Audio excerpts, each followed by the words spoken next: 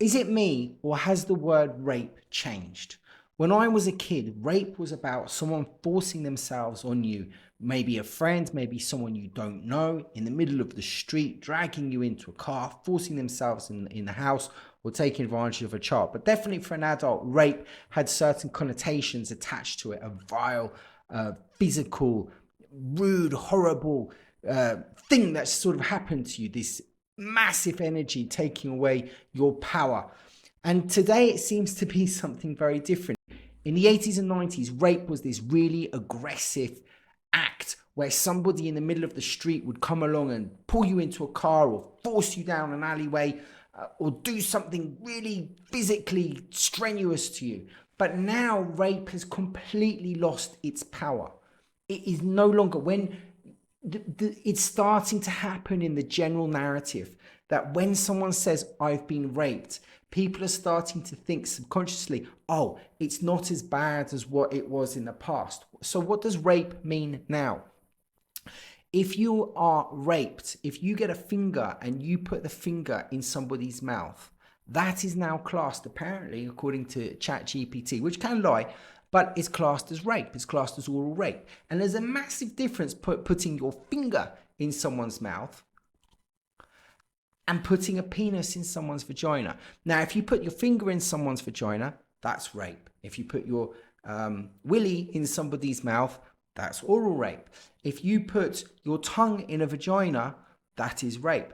If you put your finger in someone's mouth, that's also now oral rape, and it comes under oral rape. So what we've noticed is that a rapist is no longer what we thought he was in the past. If you have, even if you stick your tongue into somebody's mouth, that can now be seen as, I believe, sexual assault. So sexual assault is sort of what is said, even Russell Brand, sexual assault. But what does it mean? Because it doesn't mean rape anymore. It could mean touching someone's breast, it could mean groping someone, or it could mean rape. And this is the problem with the words. This is the problem, depowering words. Rape had a much stronger power in the past, and now it just doesn't have that power. And I think it's been done on purpose. When someone says, I've been raped, well, you could say, well, what does that mean? Just, you've had a finger put in your mouth, or somebody's done something to you. Or you can say, I've been sexually assaulted. Sexual assault, well, does that mean someone's raped you, or does that mean someone brushed past you and accidentally touched your breast or your bottom, and suddenly you think that you are a victim of some sort of heinous crime? So people now are starting to say, well, what does sexual assault actually mean? And it's being depowered.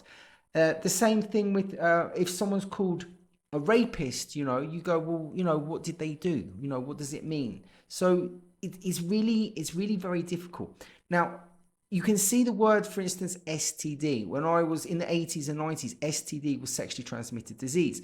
Now, sexually transmitted disease, AIDS was coming out. Oh my God, AIDS.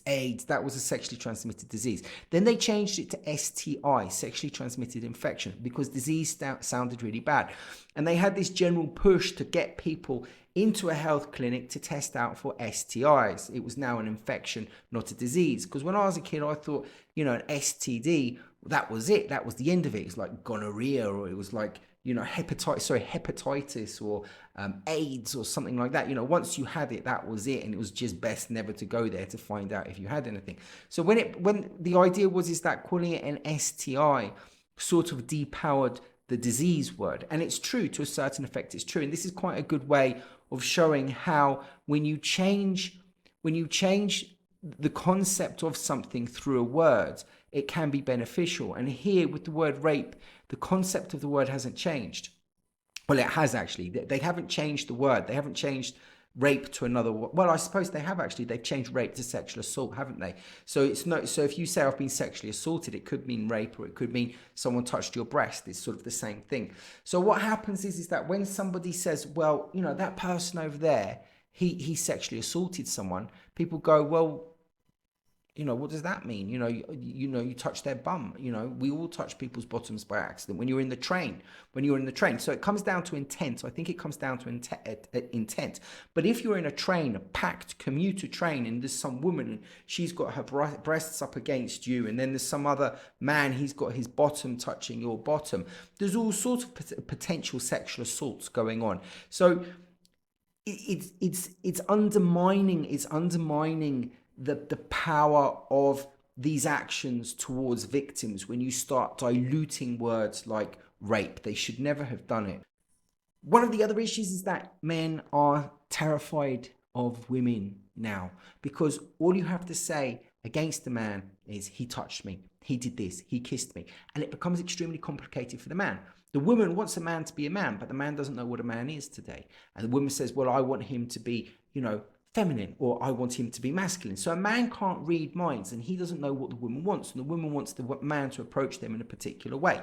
So a woman might be coy, a woman might play, a woman might pull him on, a woman might want to have a dance, a woman might want to be seduced, a woman might want to see chivalry. But then a woman might say, a feminist might say, well, all of these things are really bad. And in fact, I find your behavior threatening and difficult. And I'm going to tell other people in the office, and I might go to the police. You tried to kiss me. I didn't give you any permission to do that. But before you kiss a woman, you don't say, look, I really like you. I think it's time, that I kissed you. So if you could just close your eyes and pucker up closer to me, I'm just gonna try and clean your teeth. I'm gonna give you a free gum cleaning, you know, date. And it becomes very difficult because the woman is expecting the man to be able to read the emotions, but the emotions or the telegraphing that she's giving off might actually be difficult or coy or playing hard to get, and it becomes very difficult for a man really to sort of understand what's going on. And even if he thinks he knows, he might be told that he's now a pervert, or he might end up with a case against him from the police. And especially a young kid, a 15-year-old who might kiss a 14-year-old, because there's only there could only be like three days difference between a 14-year-old and a 15-year-old.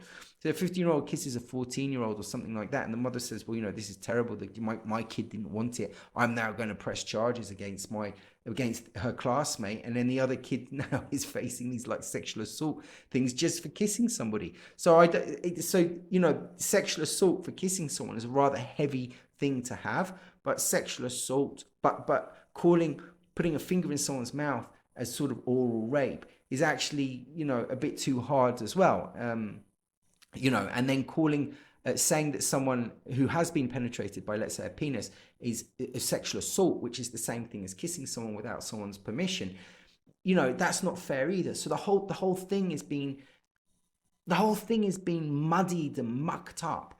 And for me, there is this general consensus to sort of sexualize kids very young. You have Balenciaga, who put loads of kids, or made an affinity between kids and sort of sexual dominatrix type stuff. And there is this idea of trying to get pedophilia into the LGBT as a sort of an alternative sexuality, which is very, very dangerous, because it sort of legitimizes what pedophilia is. And it's sort of like, well, yeah, he had sex with the kid, or he had sex, yeah, because it's a kid, isn't it? He had sex with the kid, but what he did wasn't wrong. What he did was just part of his sexual orientation, just like pansexual and bisexual and lesbian and gay.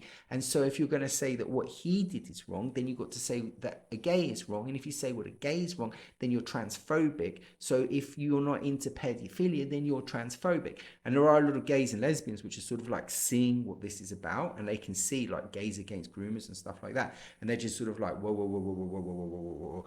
We see what's going on, and we do not agree. We do not think that kids should be at LGBT marches and stuff like this. And parents that take their kids there, you're sexualizing the kids far too early, and you're creating problems in the head. And then, all sorts of things will come out at the end of the day. So the other thing I was going to say is that, yeah, if you have sex with a woman with a condom and the condom breaks, that's not sexual assault. But if you have sex with a woman with a condom and during the sex you take the condom off without permission, that's sexual assault. And if sexual assault is under the same category as rape, if someone thinks that, you're being done for sexual assault for taking a condom off during consensual sex, which is a sexual abuse allegation, but if it breaks, it's not, but you're being classed as the same type of person as a rapist who's like pulled a woman off the street and done something bad to her or drugged her, or it becomes very difficult. And so I've heard some men say, relationships with women are so difficult, it's much easier to be gay. And I've heard and I've seen documentaries of straight men that have become gay on purpose because they don't want to go out with women because they find the whole charades of what's going on in society too difficult. And you get men saying, grow up, and it's very difficult now. It's very difficult. This is completely different. The young people that are watching this was completely different in the 80s and 90s. In the 80s and 90s, things were very, very different. Of course, I'm not young and I don't know what 15 and 16-year-olds do now, but when I was 15 and 16, and this type of stuff was around, I think a lot of 15 and 16-year-olds would be in a lot of problems.